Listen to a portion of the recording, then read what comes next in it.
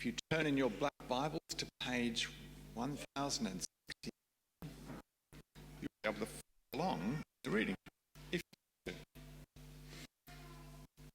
We've been working our way through Hebrews 2 weeks ago, chapter 11, the heroes of faith. Last week, verse 12, of the cloud of witnesses. And we keep going to consider Christ again and his endurance and the way that our Father in heaven disciplines us in suffering. Hebrews 4, verse 3.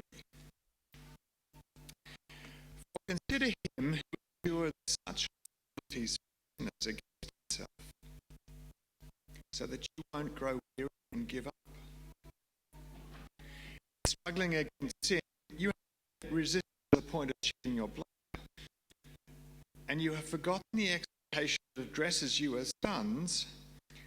My son, do not take the Lord's discipline lightly, or lose heart when you are reproved by him.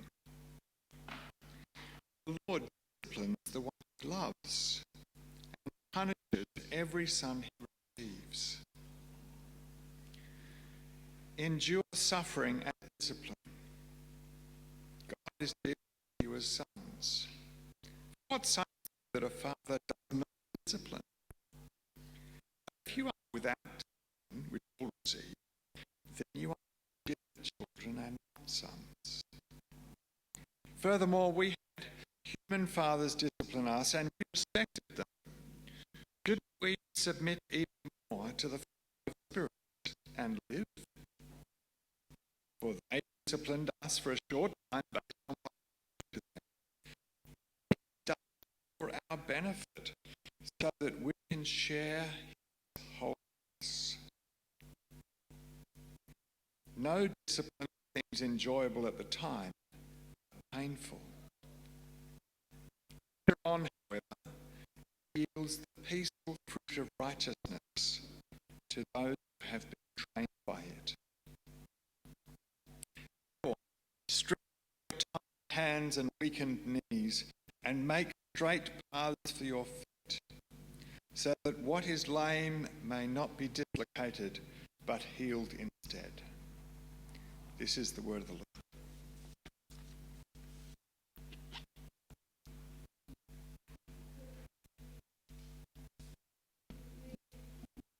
Please keep it open. 1069. Last week we looked at being people of endurance. If you remember, we talked about people who endure. This week is a continuation of that endurance theme, but we get to even more harder territory. This is where we're up to. Sorry. First of all, this is in struggling against sin, you have not yet resisted to the point of shedding your blood.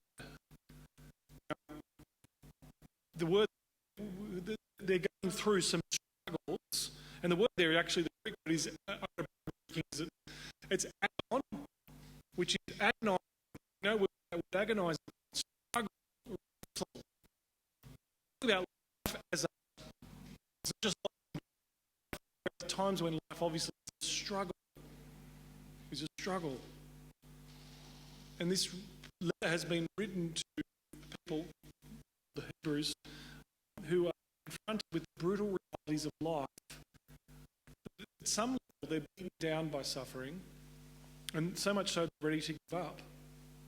I suppose it is easy to endure, isn't it, to keep going when things are going well. But in suffering, it really shows who we belong to, where we're at, and you know the realities of when things really happen, it really where our defences lie.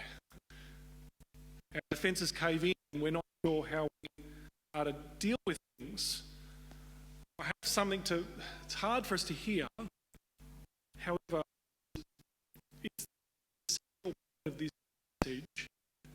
Something that's really important, because we won't actually understand.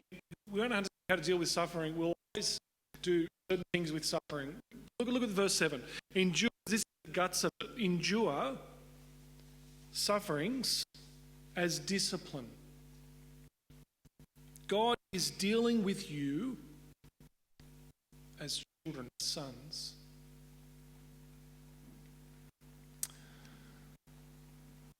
Receive as paideia, as children. Receive discipline as children. Where are we going? Three things. Pressure of God. Pressure as a trainer. Number one. Number two, God's purpose as a father. And number three, God's practicalities. God's pressure, God's purpose, and God's practicality. I can understand, some of you already probably switched off already, because like, how is this even, how does it work that way, really? Hang with me. God like this. The first one, have a look at verse 11. Have a look. God is described almost like a trainer. Have a look. No discipline seems enjoyable at the time, but it's painful. Later on, it yields the peaceful fruit of righteousness to those who have been trained by it. The picture of God is firstly as a trainer in our life. Now, what does a trainer do? I saw one of our parishioners actually going out on a jog yesterday. Did you go on the jog? Was it you, Eric? Didn't you go for a jog? Oh, I thought you were getting into it. You look like you were stretching. I thought you were stretching. Well, this doesn't really fit you then, this analogy. Oh, well. But just imagine that you did go for a jog and that you were training. I mean, I don't do much training either, so it's probably, Anyway, what does a trainer do, though? They come in and they size you up and they say, this is what you require, right? This is what you need. You don't want to hear it, but this is what you require. You've got to do this many push-ups, you've got to do this many pull-ups, you've got to do this much aerobic exercise, this much anaerobic exercise, and these are the ratios that you require for your body type. It'll be different for someone else and with your particular fitness, but they assess you, don't they? And what if God is like that in our lives? There are stages of our lives where God is our trainer. And not only that, when you go to the gym, so it's not only, there's a paradox, isn't there? Because, well, I did do it I did do some bicycles and got into that phase where I thought I'd do some gym stuff. It lasted for about 3 months or something. But, did some bicep curl and things like that. And there's a paradox, isn't there? You get weaker though, don't you? Like you get weaker before you get strong, right? Your body turns to noodles, it feels like spaghetti, your arms. But it's producing something strong. This is what no discipline seems enjoyable time, but producing a fruit of those who are trained by it. And this is why it's so important, our perception of suffering and what we do. I mean, some of us have already switched off because how can any of this be in training? Some of the things that have happened in my life. But perception is so important. Because some of you probably are saying, but hang on, are you all suffering? All suffering is discipline. No, God created the world as good. Jesus, if you remember, he saw his friend Lazarus at the tomb, and it said, who was Jesus wept. Also, in there, a text of him being angry at the brokenness of the world. So there are things that aren't right. There's a brokenness to it isn't right. I just want to have things that are right with the world.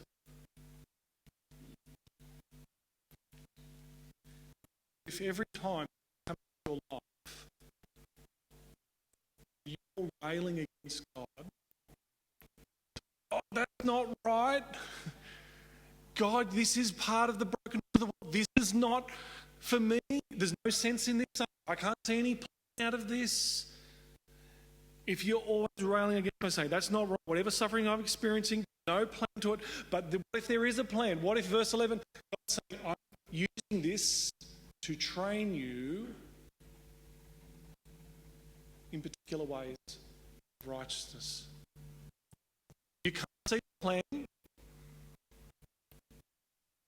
God can see the plan. See, he's got to be, otherwise God is God. That's how it works.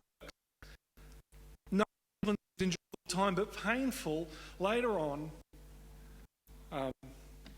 It produces righteousness.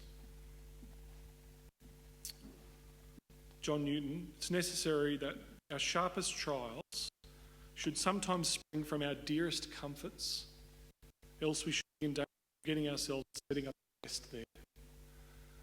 God sometimes brings things into our life to train us, to make us remember Him, to bring us back to Him. And we get it with physical training, don't we? We have to go through pain in order to grow, and that pressure. Why wouldn't it be the same in terms of Him working through us? I saw a while ago now, some comedy skit from a show a long time ago, decade ago, but it was about a guy who he'd ordered a casual labour. He ordered a casual labour as a salary for the day or for the week, and he thought that he was hiring a salary. And in their conversation through the phone and through the various messages, she turns up and she was hired as a personal trainer. She thought that she was being hired as a personal trainer, so she turns up on the first day. She's thinking in her head, I want to be a personal trainer. He's going, yes, I've got a secretary.